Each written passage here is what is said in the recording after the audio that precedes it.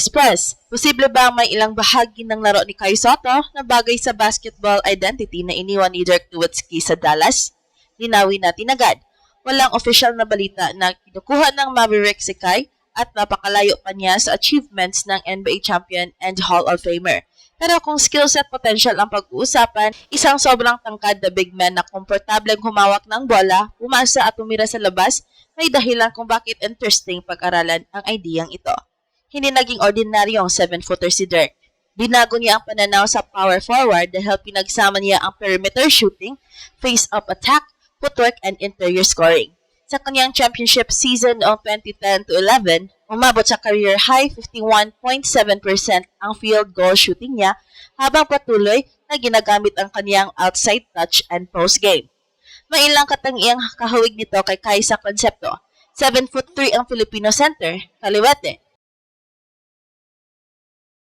May shooting touch, kayang mag-trail 3, mag-short roll pass at gumawa ng desisyon mula sa high post.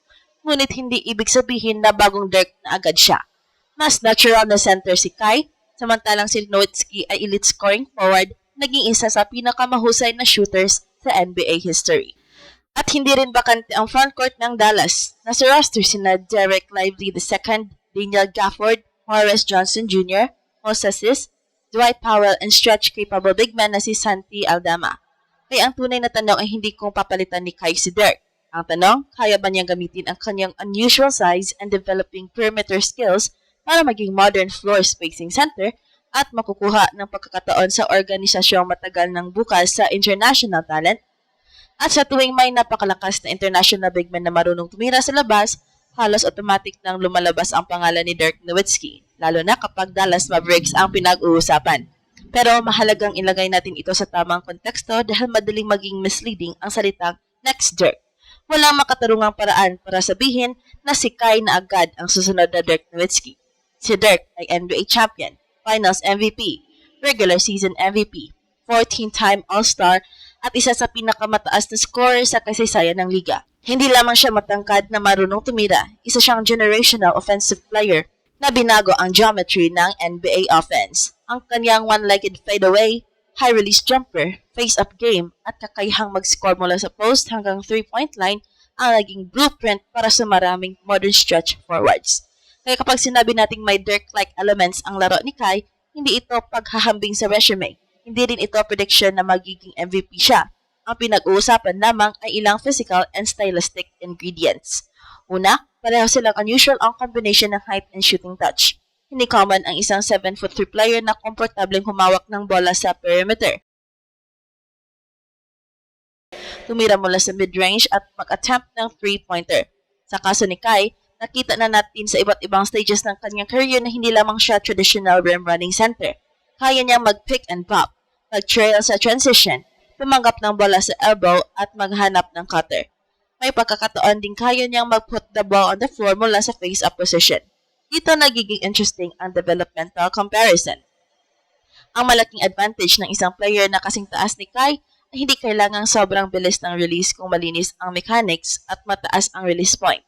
Mahirap i-contest ang shot ng isang 7'3" big man. Yan din ang isa sa naging sandata ni Dirk. Kaya niyang tumira sa ibabaw ng mas maliliit na defenders habang ang mas malalaking centers naman ay nahihirapang sumunod sa kanya sa perimeter. Pero narito ang malaking pagkakaiba. Si Dirk ay may elite balance, footwork, and shot creation. Kaya niyang gumawa ng sariling tira kahit wala ng play na tumatakbo. Kaya niyang mag-post up, mag-face up, mag-drive sa close-out at tumira mula sa awkward angles. Hindi lamang siya spot-up shooter. Siya mismo ang offense. Si Kai sa kasalukuyang level ng development niya ay mas epektibo kapag nililikha ng system ang advantage para sa kanya.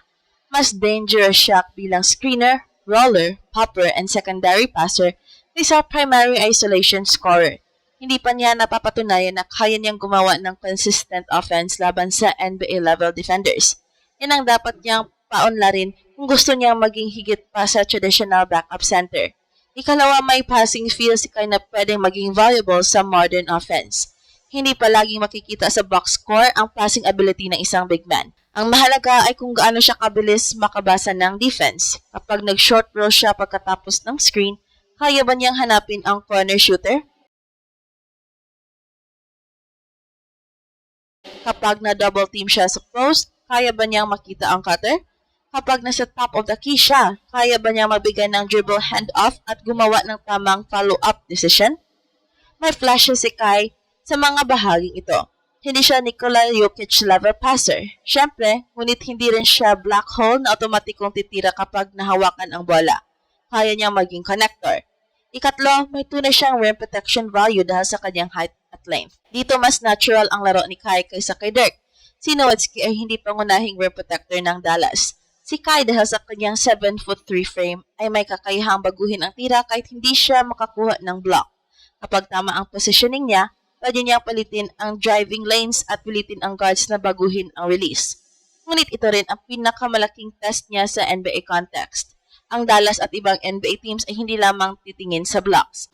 Titingnan nila kung kaya niyang mag-defense sa space. Kaya ba niya umatras sa drop coverage na hindi nagbibigay ng open pull-up? Kaya ba niya makabalik sa roller? Kaya ba niya mag-contain ng guard kahit dalawang dribble lamang bago dumating ang tulong? Yan ang dahilan kung bakit hindi sapat ang height and shooting touch. Kailangang patunayan ni Kai na kaya niyang mabuhay sa pace and spacing ng NBA. At kung Dallas ang hypothetical destination, mas mahirap pa ang laban para sa roster spot.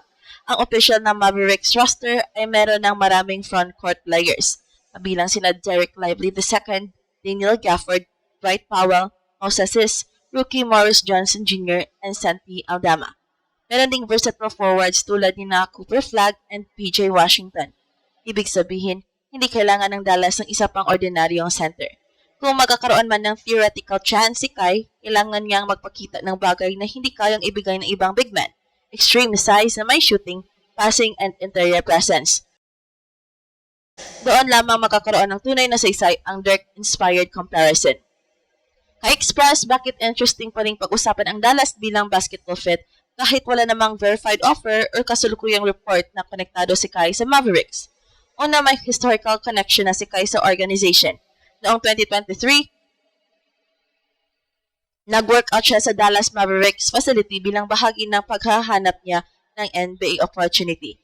Nag-post up pa siya mula sa training complex bagamat hindi ito humantong sa Summer League roster spot or kontrata sa Dallas.